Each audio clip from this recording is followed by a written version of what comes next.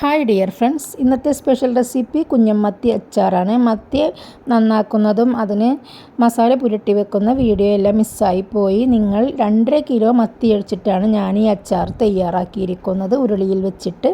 അപ്പോൾ കുഞ്ഞമത്തി ക്ലീൻ ചെയ്തതിന് ശേഷം ഇതുപോലെ 1 ടീസ്പൂൺ മഞ്ഞൾപ്പൊടിയും 2.5 ടീസ്പൂൺ എരിവുള്ള മുളക് പൊടിയും 2.5 ടീസ്പൂൺ കശ്മീരി മുളക് പൊടിയും ആവശ്യത്തിനുള്ള ഉപ്പും ചേർത്ത് 1/4 കപ്പ് വിനാഗിരിയും കൂടി ചേർത്ത് നന്നായി കുഴച്ചതിന് ശേഷം അരമണിക്കൂർ റെസ്റ്റ് ചെയ്തതിന് ശേഷം നമുക്ക് ഫ്രൈ പാനിലിട്ട് പൊരിച്ചെടുത്ത് മാറ്റി വെക്കാം കേട്ടോ. ഇനി നമുക്കൊരു മിക്സിയുടെ ജാറെടുത്തതിന് ശേഷം നമുക്ക് ഒരു കൈവിരൽ നീളത്തിലുള്ള 3 കഷ്ണം ഇഞ്ചി ചെറിയ പീസുകളാക്കിയതും ഒരു 4 പച്ചമുളകും ഇനി ഒരു 25ഓളം വെളുത്തുള്ളി അല്ലിയും നമുക്ക് ചേർത്ത് ഒന്ന് ചതച്ചെടുക്കാം.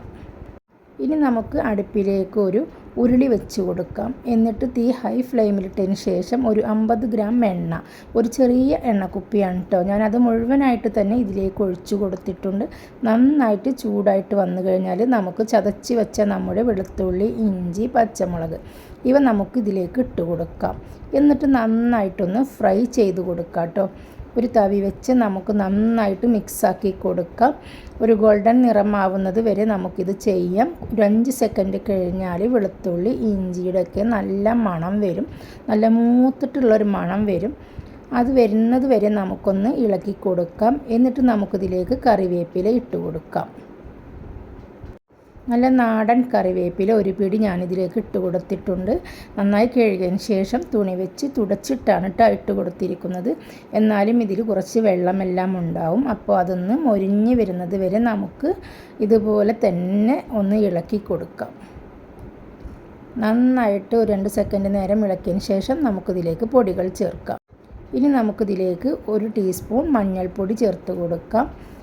പിന്നെ നല്ല എരിവുള്ള മുളക് പൊടിയാണ്. അപ്പോൾ ഞാനിതിൽ 5 ടീസ്പൂൺ മുളക് പൊടിയാണ് ചേർത്ത് കൊടുത്തിരിക്കുന്നത് കേട്ടോ. നല്ല എരിവുള്ളതിനാലാണ്. എരിവ് കുറവുള്ള മുളക് പൊടിയാണെങ്കിൽ നിങ്ങൾ ടേബിൾ സ്പൂൺ കണക്കാക്കിയിട്ട് ഇട്ട് കൊടുത്തോളൂ. ഞാനിവിടെ 5 ടീസ്പൂൺ മുളക് പൊടിയും 2.5 ടേബിൾ സ്പൂൺ കാശ്മീരി മുളക് പൊടിയും ചേർത്ത് കൊടുത്തിട്ടുണ്ട് കേട്ടോ. നല്ലൊരു കളറിന് വേണ്ടിയിട്ടാണ് കാശ്മീരി മുളക് പൊടി നമ്മൾ ചേർത്ത് കൊടുക്കുന്നത്. കാശ്മീരി മുളക് പൊടി ചേർത്തതിന് ശേഷം തീ ലോ ഫ്ലെയിമിലേക്ക് നമുക്ക് മാറ്റി കൊടുക്കാം. എന്നിട്ട് നമുക്ക് ഉലുവ, കടുക് വറുത്ത് പൊടിച്ചത് 1/2 ടീസ്പൂൺ ഉലുവയും 1/2 ടീസ്പൂൺ കടുകും കൂടി വറുത്ത് പൊടിച്ചതാണ്. പിന്നെ നമുക്ക് കായം എണ്ണയിലിട്ട് ചൂടാക്കിയ പീസും കൂടി പൊടിച്ചെടുത്തിട്ട് അതും കൂടി നമുക്കിതിലേക്ക് ചേർക്കാം. നിങ്ങളുടെ കയ്യിൽ കായത്തിൻ്റെ പൊടിയാണെങ്കിൽ ഒരു 1/2 ടീസ്പൂൺ നിങ്ങളത് ചേർത്ത് കൊടുത്തോളൂ കേട്ടോ. എന്നിട്ട് ഇതുപോലെ ഒന്ന് മിക്സാക്കി കൊടുക്കാം. നമ്മുടെ പൊടികളുടെ എല്ലാം പച്ചമണം മാറുന്നത് വരെ ഒന്ന് മിക്സാക്കിയതിന് ശേഷം ഇതിലേക്ക് വിനാഗിരി ഒഴിച്ചു കൊടുക്കാം. നമുക്ക് തീ ഒന്ന് മീഡിയം ഫ്ലെയിമിലേക്ക് മാറ്റി കൊടുക്കാം. എന്നിട്ട് നമുക്കൊന്ന് എല്ലാ ഭാഗത്തേക്കും ഒന്ന് മിക്സാക്കി കൊടുക്കാം. ഇതുപോലെ എല്ലാ ഭാഗത്തേക്കും ഒരു 2 മിനിറ്റ് നേരം നമുക്കൊന്ന് മിക്സാക്കി കൊടുക്കാം. തീ മീഡിയം ഫ്ലെയിമിൽ തന്നെ വെച്ചാൽ മതി. കണ്ടില്ലേ, എല്ലാ ഭാഗത്തേക്കും വിനാഗിരി ഒന്ന് എത്തണം. അപ്പോൾ അതുപോലെ വേണം. ഒന്ന് തീയൊക്കെ ചൂടൊക്കെ തട്ടി എല്ലാ ഭാഗത്തു നിന്നും ഇങ്ങനെ പതഞ്ഞ് വരുന്ന സമയത്ത് നമുക്കിതിലേക്ക് ഉപ്പ് ചേർക്കാം. നമ്മളിതിൽ ഉപ്പൊന്നും ചേർത്ത് കൊടുത്തിട്ടില്ല. അപ്പോൾ നമുക്കിതിലേക്ക് കുറച്ച് ഉപ്പ് ചേർത്ത് കൊടുക്കാം. ഉപ്പ് കുറേശ്ശെയായിട്ട് നമുക്ക് ചേർത്ത് കൊടുത്താൽ മതി. വിനാഗിരി ഒഴിക്കുന്നതിനനുസരിച്ച് നമുക്ക് ഉപ്പ് ചേർക്കേണ്ടി വരും. അപ്പോൾ ആദ്യം നമുക്ക് കുറച്ച് ഉപ്പിട്ട് കൊടുക്കാം. എന്നിട്ട് നമുക്ക് ഒരു തവി വെച്ച് ഇതുപോലെ നന്നായിട്ട് തന്നെ മിക്സാക്കി കൊടുക്കാം. തീ മീഡിയം ഫ്ലെയിമിൽ നിന്നും ലോ ഫ്ലെയിമിലേക്ക് നമുക്ക് മാറ്റാം. വറ്റി തുടങ്ങുന്നുണ്ട്. അപ്പോൾ അതിനനുസരിച്ച് വീണ്ടും നമുക്ക് വിനാഗിരി കുറച്ചുകൂടെ ഒഴിച്ചു കൊടുക്കാം. അങ്ങനെ ഞാനിവിടെ ഒരു വലിയ ബോട്ടിൽ തന്നെ വിനാഗിരി ഒഴിച്ചു കൊടുത്തിട്ടുണ്ട് കേട്ടോ. ഇനി ഇത് നന്നായിട്ട് തന്നെ നമുക്കൊന്ന് മിക്സാക്കി കൊടുക്കാം.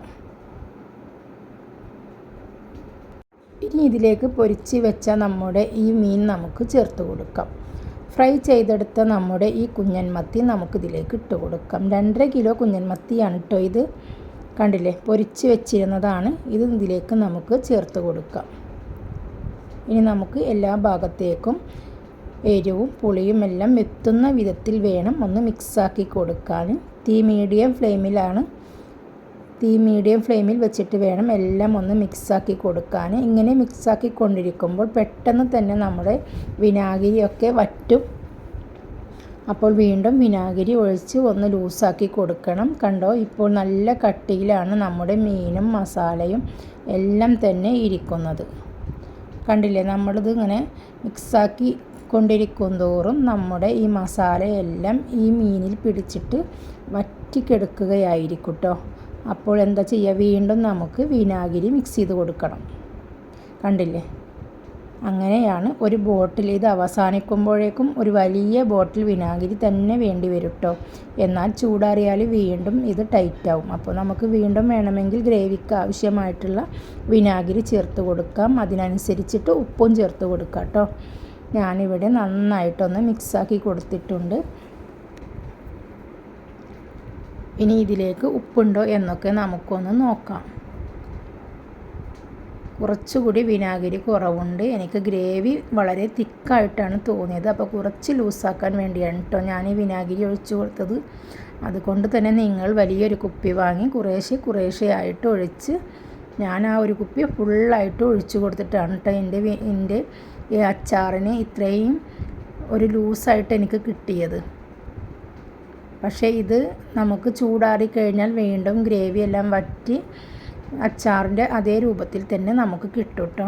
ഇങ്ങനെ വളരെ ലൂസൊന്നും ആവില്ല. ഇനി നമുക്കിത് ഉപ്പുണ്ടോ എന്ന് നോക്കിയിട്ട് ഉപ്പൊക്കെ നമുക്കിതിലേക്ക് ചേർത്ത് കൊടുക്കാം. ഇനി നമുക്കിതൊന്ന് തിളക്കാനായിട്ട് മാറ്റി വെക്കാം. ഉപ്പൊക്കെ കറക്റ്റാണെന്ന് നോക്കുക. വിനാഗിരിയൊക്കെ നിങ്ങളുടെ ഇഷ്ടത്തിന് ചേർത്ത് കൊടുക്കുക. എന്നിട്ട് ഇതുപോലെ നന്നായിട്ട് തന്നെ ഒന്ന് മിക്സാക്കി കൊടുക്കുക. നമ്മുടെ മീനൊന്നും ഉടയത്തില്ല. അപ്പോൾ ഇതുപോലെയൊക്കെ നന്നായിട്ട് ഇളക്കിയതിന് ശേഷം ഒന്ന് തിളക്കാനായിട്ട് നമുക്ക് വെക്കാം. നമുക്കൊന്ന് ചെറുതായിട്ടൊന്ന് തിള വരുന്ന സമയത്ത് നമുക്ക് തീ ഓഫാക്കി കൊടുക്കാം കേട്ടോ. അപ്പോൾ നമ്മുടെ വളരെ രുചികരമായ അച്ചാർ ഇവിടെ റെഡിയായി കഴിഞ്ഞു. തീയൊക്കെ ചൂടാറിക്കഴിഞ്ഞാൽ ഈ ഒരു പരുവത്തിലായിട്ട് നമുക്ക് കിട്ടും കേട്ടോ. ഇങ്ങനെയാണ് നമുക്ക് അച്ചാർ ചൂടാറിക്കഴിഞ്ഞാൽ കിട്ടുക. വളരെ രുചികരമായ ഒരു അച്ചാറാണിത്. ഗൾഫിലേക്കൊക്കെ കൊടുത്തയക്കാൻ പറ്റിയ ഒരു അച്ചാർ. നിങ്ങളിതുപോലെയൊക്കെ ഒന്ന് ട്രൈ ചെയ്യൂ. എന്നിട്ട് ഫീഡ്ബാക്ക് അറിയിക്കാൻ മറക്കല്ലേ. നിങ്ങൾ ആദ്യമായിട്ടാണ് എൻ്റെ ചാനൽ കാണുന്നതെങ്കിൽ പ്ലീസ് ഒന്ന് സബ്സ്ക്രൈബ് ചെയ്ത് സപ്പോർട്ട് ചെയ്തേക്കണേ.